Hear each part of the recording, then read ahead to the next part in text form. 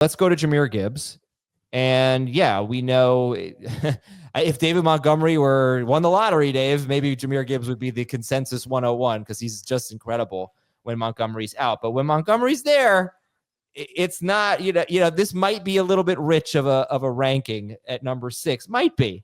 So what do you say about that criticism of Jahmyr Gibbs? Adam, in 14 games with David Montgomery last year, Jahmyr Gibbs averaged 18.9 PPR points per game. He is absolutely in the conversation of being a top 6 pick, if not a top 4 pick. I'm going to bank on his upside and his usage going up. I think there's more for him to accomplish there as a pass catcher. And because this offense, just on paper, talent-wise, what they have, it's impossible for defenses to totally focus on the run game in Detroit. They've got to have their safeties back because of not just Jameson Williams' speed, but also what Laporta can do, what St. Brown can do. Even Tim Patrick is respected, at least, by opposing defensive coordinators. Not that they're going to double Tim Patrick, but you know what I'm saying. There are threats that are out there that are going to force defense to say, okay, we need to really take it easy and not necessarily stack the box or blitz Jared Goff time after time. They've got to be a lot more selective with those decisions. That plays into Jahmyr Gibbs' favor.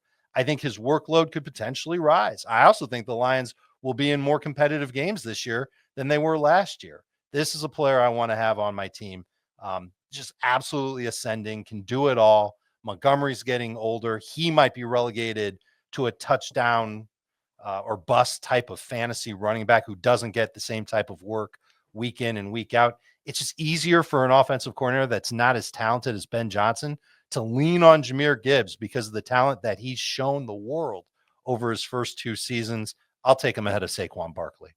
And just again, to offer where I'm different, I think I'm the low guy on Gibbs at the 7th pick. And the only concern I have on the low guy on the Lions, basically, is how much does the absence of Ben Johnson, the absence of Ragnow matter? Like, a big reason that Jahmyr Gibbs was as incredible as he was last year is he scored 20 touchdowns on the team that scored more points than anybody else.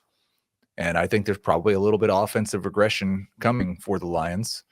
So I'm not quite as excited about taking Gibbs that high. I think the one thing that's interesting with your Lions take, and it makes sense, again, they'll change offense coordinator, change the center. Everything that they did was such a high level last year. Plus the defense was awful at the end of the season, and they had to be. So I don't want to say more offensive minded because I think every team should be offensive minded, but you get the point. Like, they had to, sort of compensate for their lack of defensive players who were there, especially some of the stars. Like, this is the one guy, as good as St. Brown has been, as good as the rookie season was for Laporta, like, his arrow, I think, is still pointing up. And there's still room to get better if, to Dave's point, they do sort of maybe relegate Montgomery to somewhat more of a specialist role. I don't see that, dramatically happening, but it could. And there's another wild card. It's not just the loss of those 2 guys. It's what does, John Morton do? And what does, as the new play caller there? And is it a benefit to Gibbs? Or is it the other way? Is it a negative to Gibbs that maybe they don't want to put more work on his plate and they want to continue this balance of these 2 guys sharing the backfield? And as we saw, Adam points this out all the time. In the beginning part of the season, Montgomery was the better pass catcher, from a production standpoint. So pretty much even. Gibbs had more targets.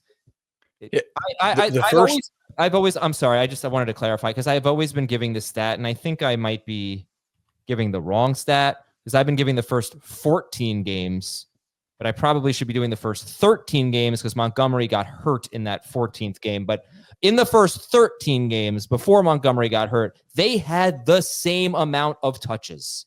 Montgomery had, 2 more carries, I think, and Gibbs had 2 more catches. It's pretty crazy. The same amount but it's not that many touches.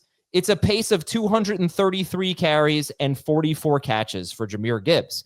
That is not what you want from a top 6 overall pick. Heath has him 7th. Dave and Jamey have him top 5 because we respect how good he is with those touches and how many touchdowns he scores. But just that number, like, if you want to be nervous, that's why 233 carries, 44 touches. That's what he was on pace. 44 catches. That's what he was on pace for. Almost identical numbers to David Montgomery's pace. So that's just what I wanted to bring up.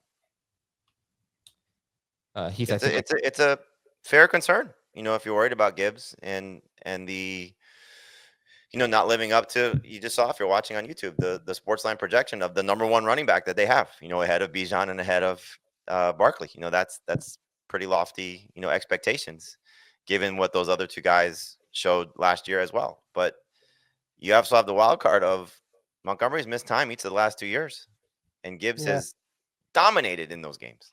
That's the Absolutely contingency dominated. upside. Yeah. And I think the big question for me is that 56 catches, because he was on pace for 44 last year when Montgomery was healthy. Yeah, I'll say he can get over 50 catches again. And he was 10th in targets per game at running back last year. He was the most consistent running back for fantasy managers last year, 13 of 17 games with at least 15 PPR points. Yeah. Okay. Well, so that, just to get a glimpse inside my crazy mind, do I include that Buffalo game with Montgomery? He played 30% of the snaps. That's low, but it's not that low for him. Montgomery usually plays about 40% of the snaps. So you could include the game, whatever. It's not, doesn't change things that much. The point is, Gibbs is a different player when Montgomery's on the field. He has been for the first 2 seasons. He's been a different player when Montgomery's on the field. We're hoping that they recognize, man, this guy is so special. Get the ball in his hands more often. But even if they don't, I'm just going to go back to the very first number I spewed, which is 18.9, which is still really damn good. Great, but he's going to have to score a touchdown a game. He's going to have to average a touchdown a game. Yeah, I think this guy's capable of doing that. Capable of it. Yeah, it's tough to bank on that, right? When you're splitting goal line carries evenly, Mm-hmm. That's the argument against him. I'm playing devil's advocate. I mean, I think he deserves to be that high. Heath has him 7th. I don't think he's going any lower than that.